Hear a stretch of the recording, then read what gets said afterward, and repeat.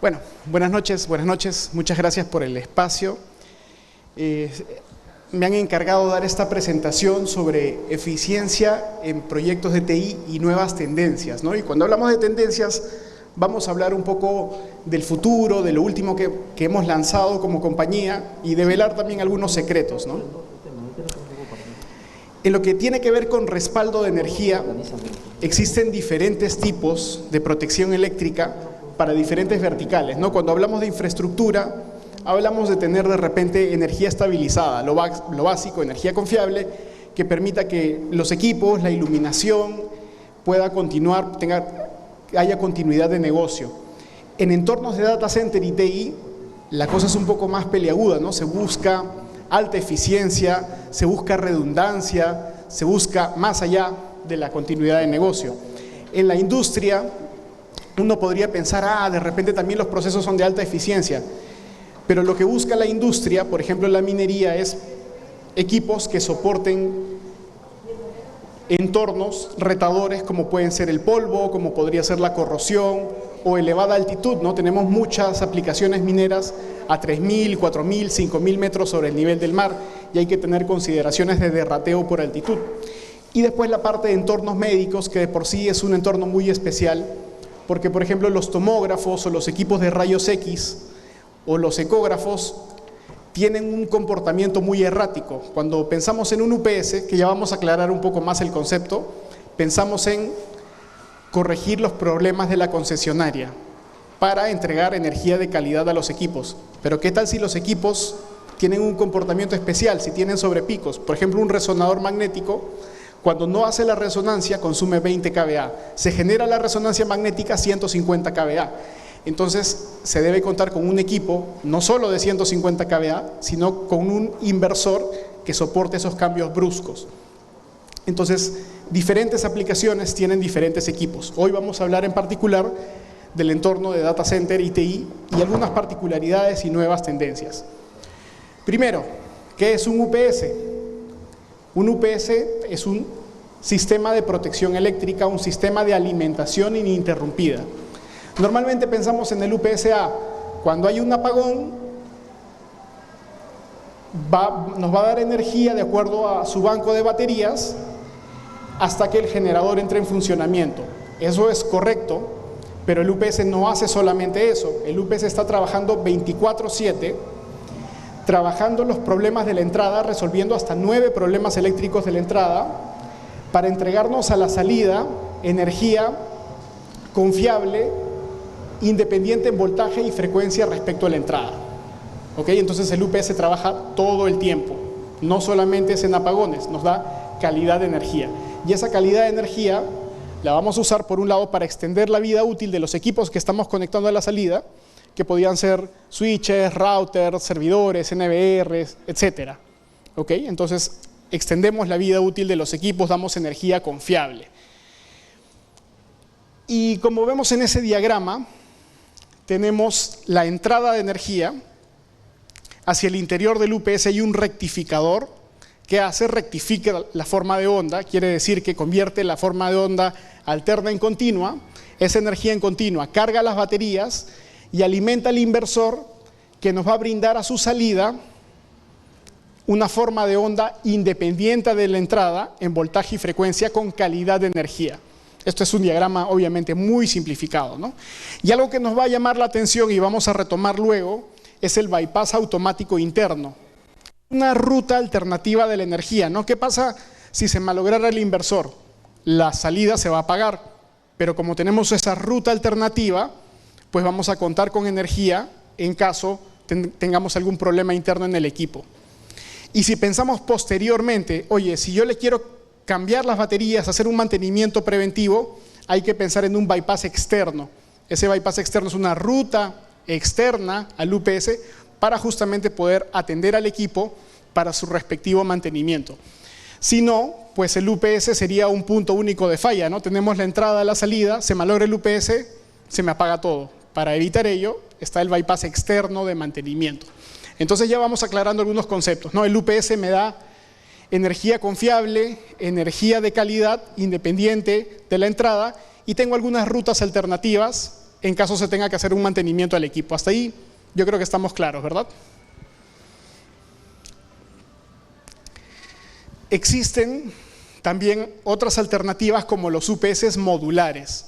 Ya habíamos visto que el UPS tiene rectificador e inversor, que convierte la alterna en continua y alimenta al inversor. Y esto se puede partir en diferentes módulos. ¿Para qué? Para que en caso tengamos problemas en un módulo, solamente ese módulo sea retirado y el resto de módulos sigue brindando energía de calidad a la salida. Entonces, este es un tipo de tecnología que brinda o permite fallas parciales. ¿Okay? Esta tecnología existe hace bastante tiempo y aquí tenemos una foto de un equipo con varios módulos, ¿no? Entonces, si un módulo falla, el resto sigue alimentando la carga con energía de calidad. Y solo cuando te quedas sin potencia suficiente, pasas al bypass estático. Y cuando ese bypass estático tiene algún problema o requieres hacer un mantenimiento mayor en el equipo, pasas al bypass externo. ¿Ok? Hasta ahí estamos repasando lo que ya existe en el mercado hace ya varios años. Y lo que nos trae hoy es hablar sobre alta eficiencia o distintas estrategias para contar con alta eficiencia. Esto lo hacemos con la tecnología interna de los equipos. Hay algunas formas de hacerlo, ¿no? En primer lugar, contar con alta eficiencia en modo online. Ese es el dato que encontramos en los brochures, en las hojas técnicas. Cómo lograr que esa eficiencia de hoja técnica sea la máxima posible. Otro punto es usando tecnología BMMS, que es tecnología disponible en equipos modulares. Ya vimos que los equipos modulares son aquellos que soportan fallas parciales. Otra tecnología es la tipo ESS, que es la que permite usar el bypass estático del UPS como modo de trabajo. Ya vamos a ver por qué y para qué. Y después, algunas formas de agregar monitoreo avanzado y rechazo de carga a nivel de software. Entonces, vamos a explorar cada una de ellas para entender de qué estamos hablando. Primero, la alta eficiencia en modo online es una característica propia de todos los equipos, ¿no? A veces vemos 92%, 94% y cada vez más se acerca al 96% y más. La eficiencia depende de los componentes internos. Primero, ¿de qué se trata, no? El UPS va a recibir energía con problemas eléctricos y nos va a entregar a su salida energía de calidad. Va a hacer un trabajo.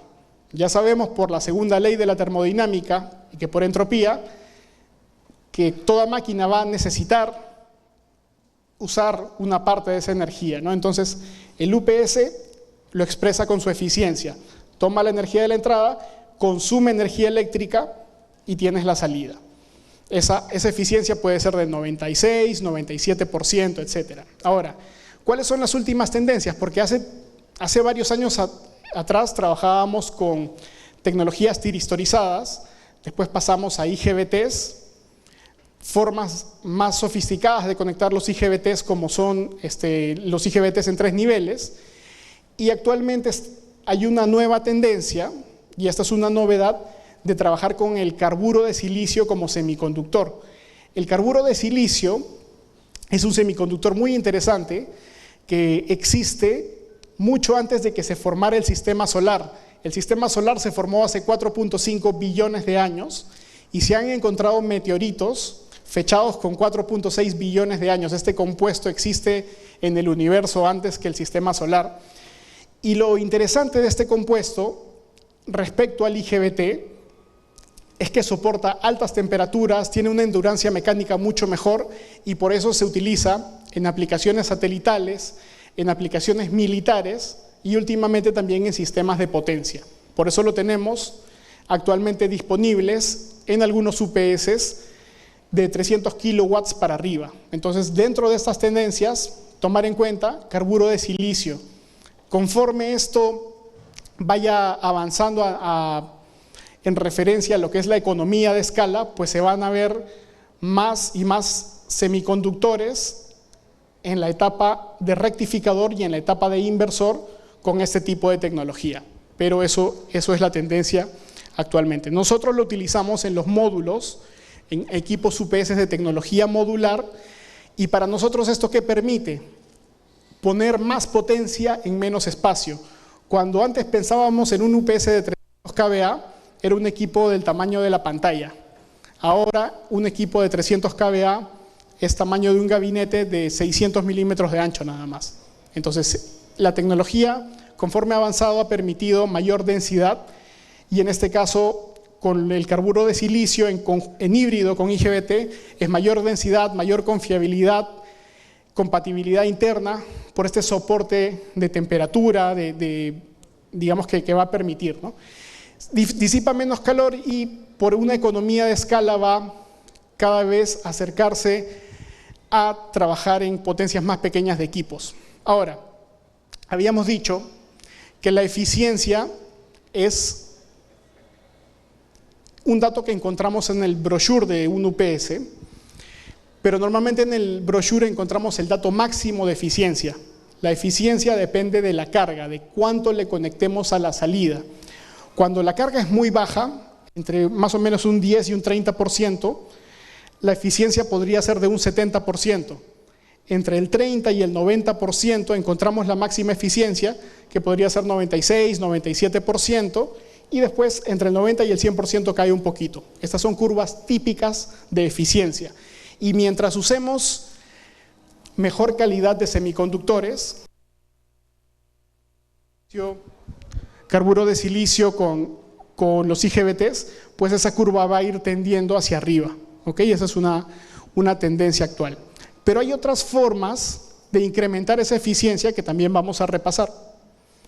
Por ejemplo, el BMMS, que es relacionado a desactivar ciertas partes del equipo que no se estén usando. Y cuando uno desactiva ciertas partes de los equipos, deja de consumir energía y por lo tanto va a incrementar esa eficiencia. ¿A qué nos referimos? Vemos, por ejemplo, el primero es 3 grupos de UPS grandes, monolíticos. Y vemos que la carga, la parte naranja, está repartida en 3 equipos. Ya sabemos que baja carga, baja eficiencia. Algunas tecnologías, como la tecnología del medio, dicen, bueno, vamos a desactivar un UPS y la carga que yo tenía distribuida en 3 equipos, vamos a pasarla a 2 equipos. Las tecnologías actuales van más allá, son más granulares y van a nivel de módulo. Y lo que decimos es, vamos a desactivar los módulos que sean necesarios y los UPS que sean necesarios, desactivarlos para consumir la mínima cantidad de energía y así incrementar la eficiencia. Trabajar automáticamente en un punto óptimo que permita contar con la máxima eficiencia posible. Entonces, esto ayuda mucho a incrementar la eficiencia en baja carga. Visualmente es así, ¿no? Aquí tenemos 3 equipos, cada uno de 2 módulos, con esta tecnología desactivada. Y en esta gráfica podemos ver que se desactivó totalmente el tercer UPS y solo estamos utilizando un módulo del primero y un módulo del segundo equipo. Podríamos decir, oye, pero si uso un solo módulo del primer UPS y un solo módulo del segundo, ese módulo se va a avejentar y se va a consumir mucho más que el otro. Para ello hay un algoritmo en el UPS que va a hacer una rotación de módulos. Entonces, cada 28 días va a cambiar de módulos, va a sustituir al UPS, va a ir rotando para hacer un envejecimiento homogéneo. Todo esto es automático. ¿Okay? Entonces, eso se llama BMMS o desactivación automática de módulos. Desactivo lo que no voy a usar para consumir menos energía e incrementar la eficiencia.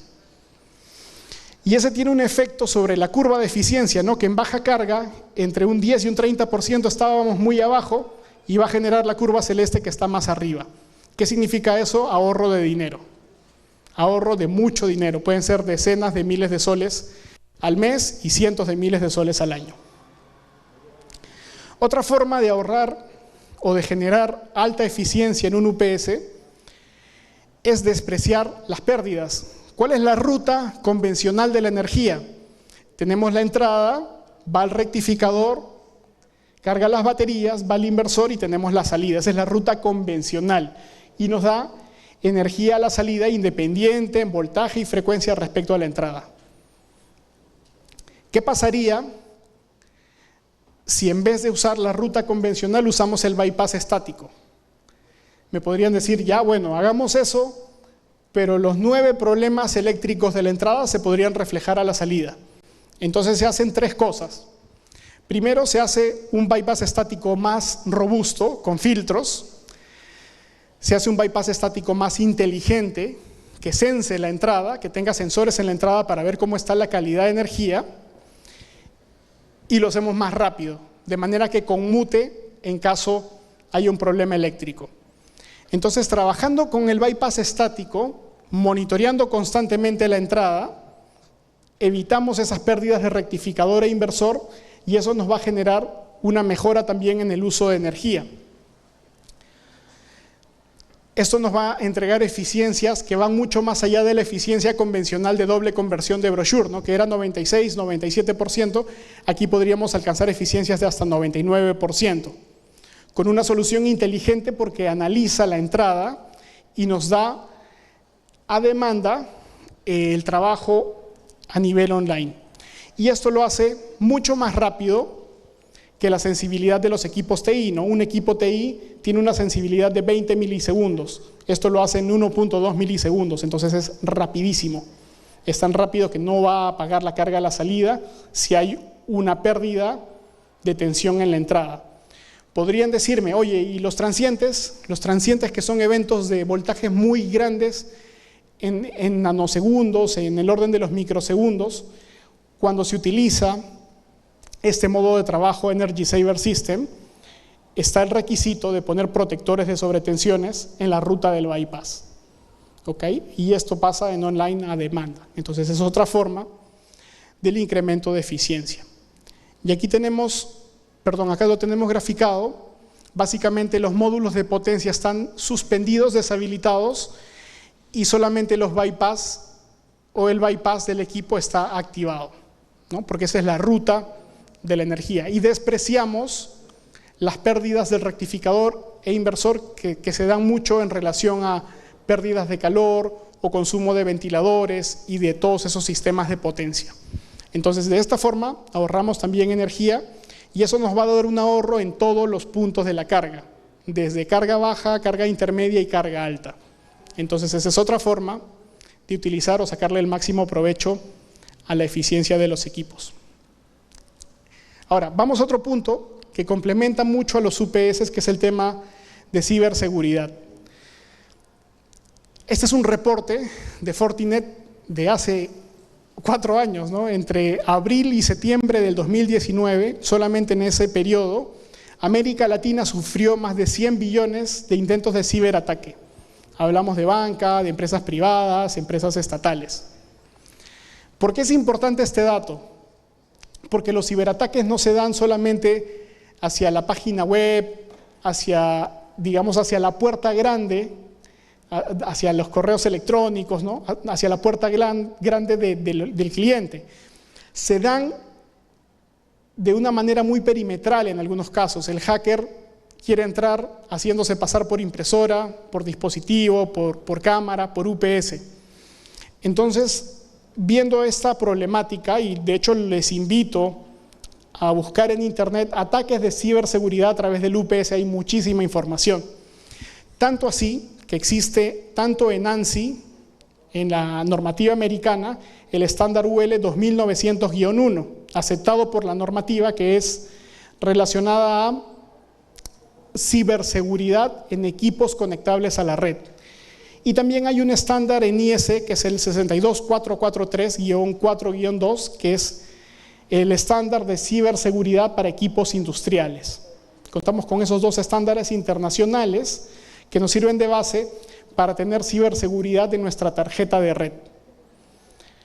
¿Para qué? Para evitar intrusiones a través de este equipo. ¿Okay? Esto no requiere una licencia, no requiere un costo adicional, solamente que el cliente tenga también las políticas de ciberseguridad según el UL 2900-1 en su sistema de seguridad general y pueda adoptar el UPS. Ahora, en la práctica, ¿qué significa esto, no? ¿Qué significa que un UPS tenga ciberseguridad? Lo primero es que al ingresar a la tarjeta, y voy a dar algunos ejemplos, no todos, al ingresar a la tarjeta lo que normalmente tenemos es la clave de usuario y contraseña que viene con el manual, ¿no? El admin 12345 clásico. Una vez que ingresas, tienes que cambiarlo de manera obligatoria. Eso para comenzar. Una vez que has cambiado esta contraseña, ya tienes el acceso a la tarjeta de red. Un clásico es que todo el mundo tiene el acceso a la tarjeta de red del usuario y contraseña. Con Eaton no se va a poder, con esta tarjeta en particular que tiene ciberseguridad, no se va a poder entrar con el mismo usuario. Si quieres tener otro usuario, lo creas su contraseña y para cada usuario se va a generar un perfil donde se va a ver cada cambio que hizo cada usuario, qué protocolos activó cada usuario, qué puertas abrió cada usuario, qué configuración, qué cambios hizo. De esta manera se va a poder tener un registro.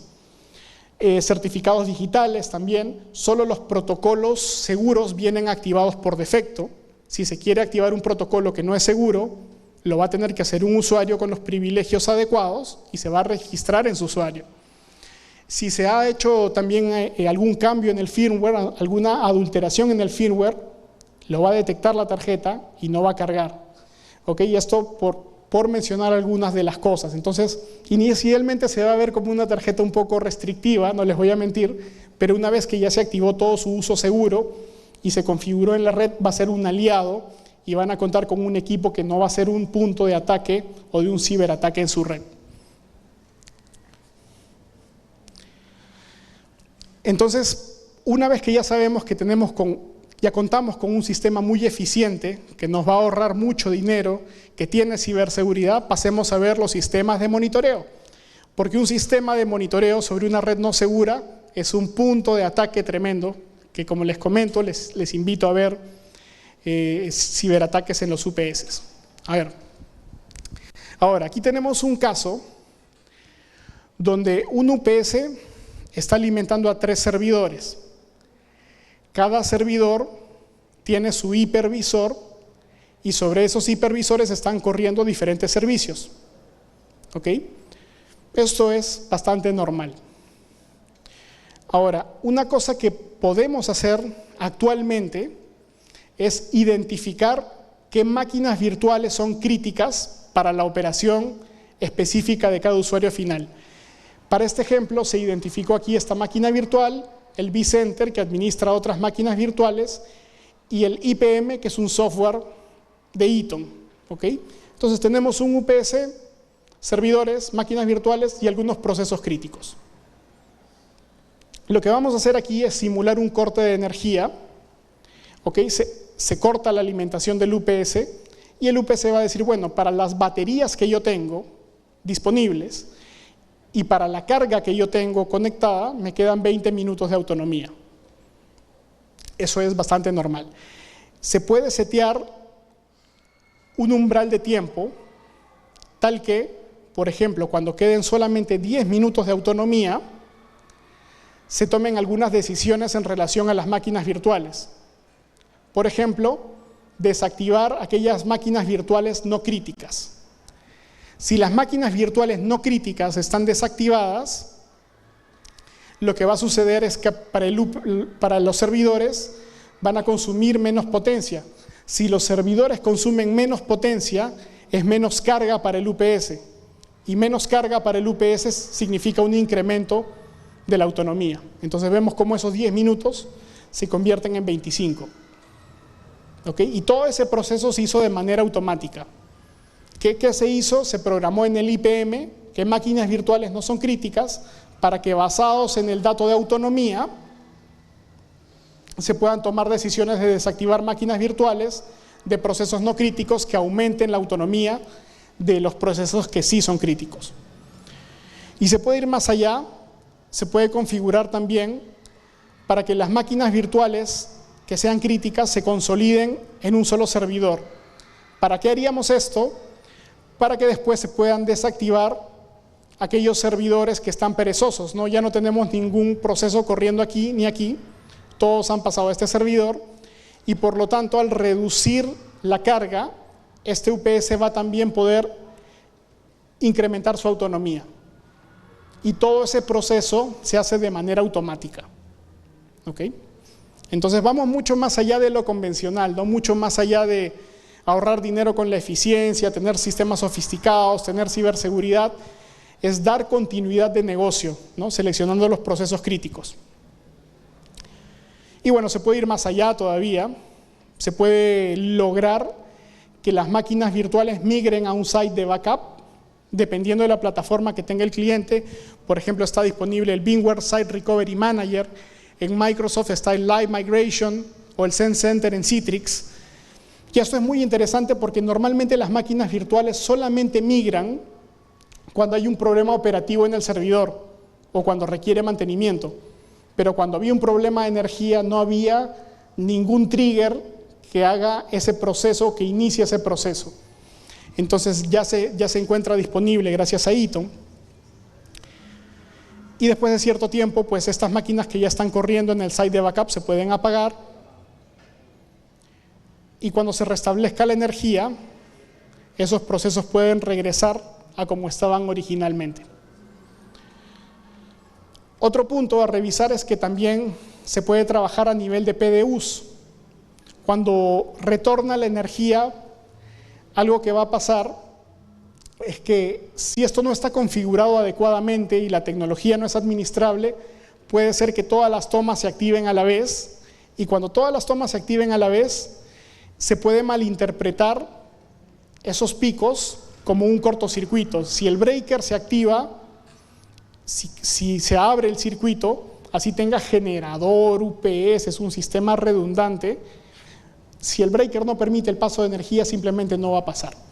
Entonces, existen también alternativas con los PDUs administrables de generar que este proceso sea progresivo, paulatino, de manera que se elimina el escenario que generó el problema. ¿Okay? Entonces no se va a tener ese sobrepicos. Y se puede ir más allá todavía con sistemas de monitoreo avanzado. Cuando hablamos de monitoreo avanzado nos referimos a complementar la solución de monitoreo, no solamente contar con alarmas, sino contar con planificación de activos, ¿no? Y para ello tenemos una librería de más de 23.000 elementos para identificar los equipos, colocar el rack, colocar gráficamente los equipos de TI, no solamente de energía, como pueden ser los UPS, PDUs, ATS, sino también los equipos de TI de cualquier marca. Tu switch, tu servidor, tu router, todo lo que pienses que puede ir rackeado, lo tenemos en una librería de 23.000 elementos. Y va creciendo también. Esto nos va a permitir también hacer reportes simplificados.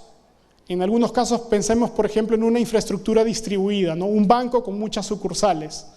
En vez de monitorear cada sucursal, pongamos el software en un sitio centralizado y que la información de cada sucursal viaje hacia ese sitio centralizado y nos consolide en un solo reporte.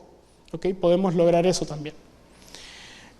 Con una solución de SIEM como el Beacon, podemos ir más allá también con una solución gráfica tridimensional que nos ayude a una visualización 3D con gestión de activos, con planificación de mantenimientos, saber cuándo tengo que hacer mantenimiento al generador, al UPS, cuándo tengo que hacer una renovación de licencias de software, cuándo tienen que venir a hacer algún proveedor, algún trabajo se puede planificar en este tipo de sistemas.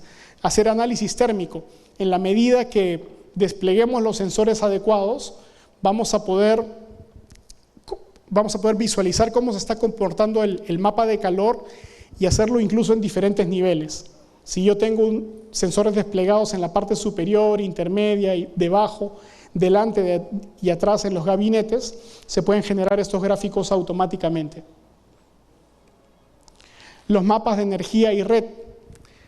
¿Qué tal si un PDU ha dejado de entregar energía?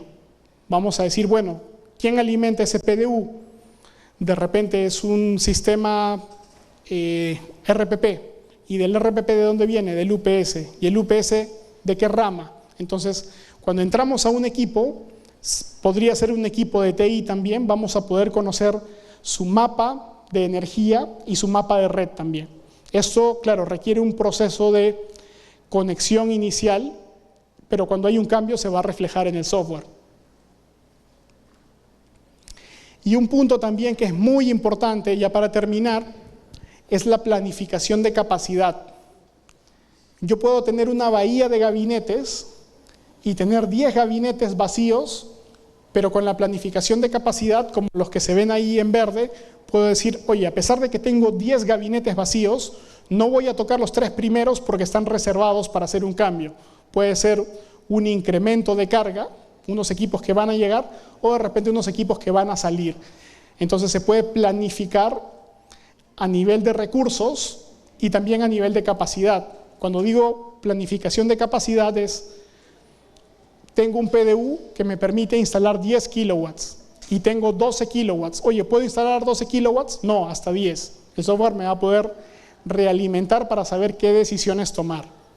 Registrar los cambios que voy a hacer, administrar las licencias, administrar los mantenimientos, y cuando haya una alarma en algún equipo, puedo también yo setear los niveles de umbral, a nivel de temperatura, a nivel de humedad, configurar dashboards, y de esa manera tener un sistema completo, seguro, podría ser distribuido, con ciberseguridad y con alta eficiencia. Esas son las tendencias que les quería compartir el día de hoy. Les agradezco el espacio. Gracias. Gracias.